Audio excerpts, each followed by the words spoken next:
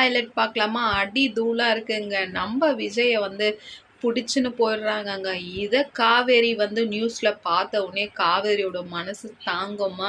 இங்கே ஐய்யய்யோ! என் வீட்டுக்கார ஏன் இப்படியெல்லாம் பண்ணி எடுத்துன்னு போறாங்கன்ட்டு காவேரிக்குன்னு ஒரு ஃபயர் இருக்கு பாத்தியா? அது வேற லெவல்லங்க. யாருமே ஹெல்ப்க்கு வேணான்ட்டு விஜய நோக்கி ஓடுறாங்கங்க. அந்த இடத்துல விஜய் சொல்லுவாரு, "சார் நான் எதையுமே பண்ணல சார்.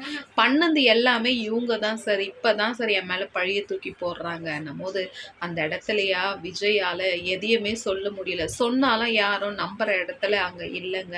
ஏன்னா விஜய்க்கு எல்லாமே எதிராவே இருக்கும்போது, விஜய் என்ன பண்ண முடியும்? ஆனாலும் ஒண்ணுங்க, காவேரின்னு ஒருத்தவங்க இருக்கிறாங்க. விஜய் காப்பாத்தி மீட்டு எடுத்தே வரப்போறாங்க. நம்ம வீக்கா ஃபேன்ஸ் எல்லாமே விஜயும் காவேரியும் ஒன்று சேர்ந்ததை நம்ம நினைக்கிறோம். அது இன்னும் கூடி சீக்கிரம் நடக்க போகுதுங்க. கொஞ்சம் சேடாகவே தான் போகுது இந்த வாரம் ஃபுல்லாகவே. பார்க்கலாம். ராகினி என்ன பண்ணாலும் விஜயும் காவேரியும் யாராலுமே எப்பவுமே எங்கேயுமே பிரிக்க முடியாதுங்க. உண்மையான காதல் எங்கே இருந்தாலும் அது ஒன்று சேரத்தான் போகுது. நம்ம ராகினிக்கு பல்போ முட்டையும் ஆம்லேட்டும் போட்டு பெப்பர் போட்டு எல்லாம் சாப்பிட்டுடலாங்க. லைக் பண்ணி கமெண்ட் பண்ணுங்கள் ஃப்ரெண்ட்ஸ்.